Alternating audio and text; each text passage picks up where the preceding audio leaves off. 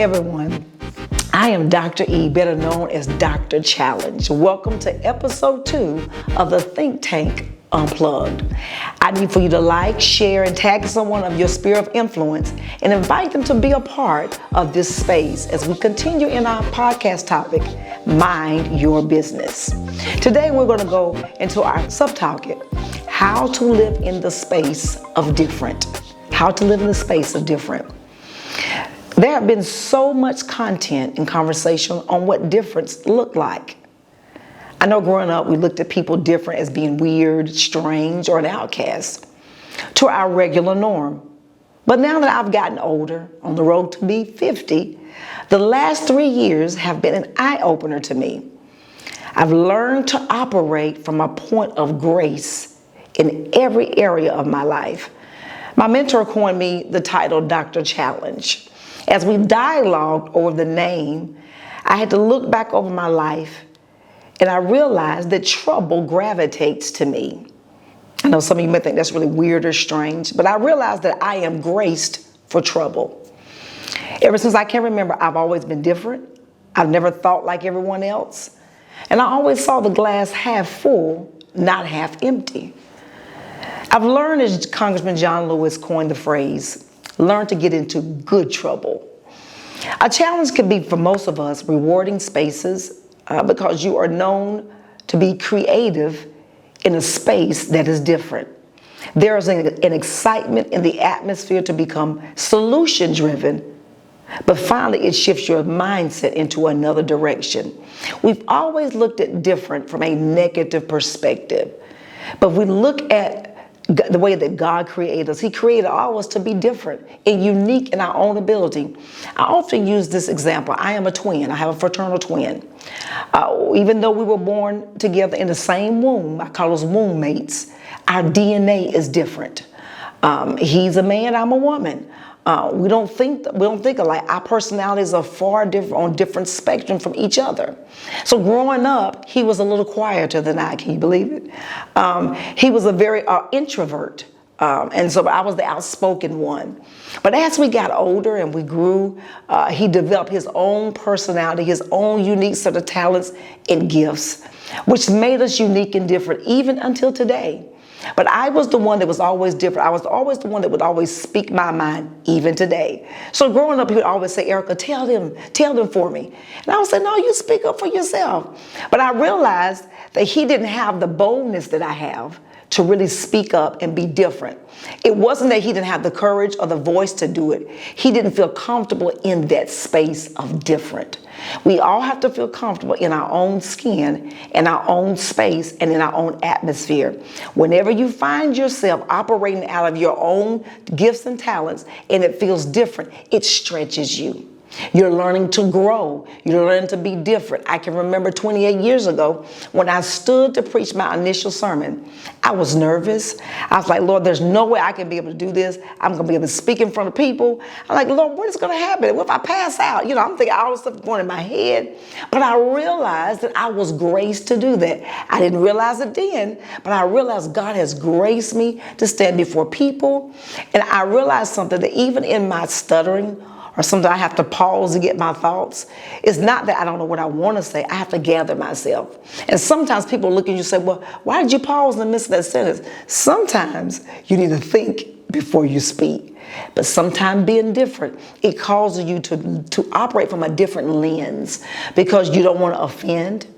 You don't want to speak out of turn, but you want to be sure that you're in the right moment whenever you express that emotion or that feeling. Albert Einstein said this, and I love this statement, this point that he made. He said, anyone who has never made a mistake has never tried anything new. If you're going to try something new, you're going to make a mistake at it. You're going to make a mistake at it because you've never done it before. And what I learned, mistakes are growing points. They're growing pains. And you learn to keep going and moving. It's just like riding a bike. You never get a bike in front of you and you get on and you just start pedaling. You're going to fall on that bike. You're going to have some wrecks. You're going to scrape your knee or your elbow. But you never let those little bumps and bruises stop you. You get back on that bike and you keep trying until you're able to ride on your own. That's what a mistake does. A mistake builds you up that to a point that you're growing, and you almost see your wings spreading to a point that you feel comfortable in that space. And the more you feel comfortable, the more you're able to express yourself. I think that's something that being different that we looked at in expressing ourselves. Expression is an outlet of communication. Sometimes your expressions can be nonverbal. They can be verbal. Nonverbal is your body language. Sometimes I don't have to say it, but my body language speaks it. We call those communication cues.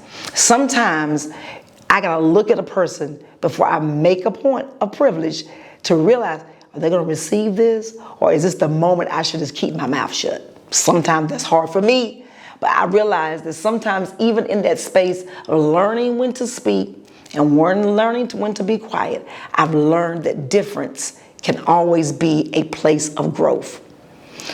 You'll never know how gifted you are until you find yourself in the valley of decision. Gifts and talents are all around us and they are within us. But sometimes we don't recognize how gifted we really are until we find ourselves in a place called stuck. You said it right, a place called stuck. Our minds are so creative that sometimes we can get stuck in our own mind of creativity. Have you ever been in a place that you knew what you wanted to do, you could see it in your mind, but when it came to the point of actually doing it, it didn't quite turn out the way you thought it should turn out? Because sometimes we overthink it, we overprocess it. So I've learned if I'm gonna try something new, I need to think it through, but I need to allow myself the grace to make a mistake, allow myself the opportunity to start over. Because sometimes you can start over and there's nothing wrong with it. We have told ourselves if we have to start over, if I got to stop doing something, I'm a failure. No, you're just growing in a space of difference. The most creative organ we have in our body is our brain. Our brain was wired differently than any organ in our body, because it can also be the most dangerous organ as well, because we can also operate from a place of an unhealthy, toxic relationship.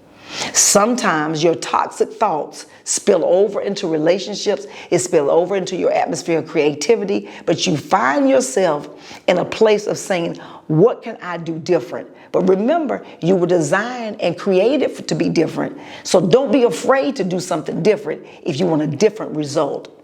We were never designed, listen to this, to compete.